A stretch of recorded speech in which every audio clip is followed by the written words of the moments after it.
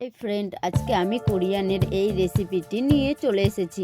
আলু সেদ্ধ করে নিয়েছি, আলুগুলো একটু ম্যাশ করে নিচ্ছি, ম্যাশ করে একটা প্লেটে নিয়ে নিয়েছি। এবার একটু লবণ আর কর্নফ্লাওয়ার দিয়ে ভালোভাবে এগুলো মাখিয়ে নেব। মাখিয়ে একটা ডো বানিয়ে নেব।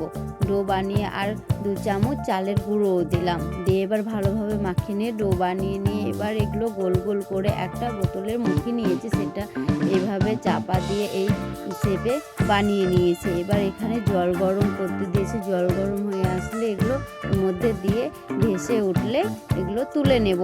তুলে নিয়ে এবার এখানে আমি কড়াইয়ে তেল দিয়েছি, তেল দিয়ে আর রসুন কুচি দিয়ে এগুলো দিয়ে এবার এপিট ওপিট করে ভেজে নেব।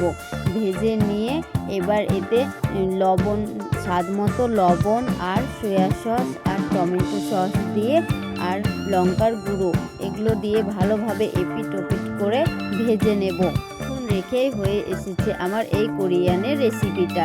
এগুলো আমি একটা প্লেটে ঢেলে নিয়েছি, দেখেন কত সুন্দর লাগছে না? একটু দেখে মনে হচ্ছে যে কত লোভনীয় হয়েছে এই জিনিসটা।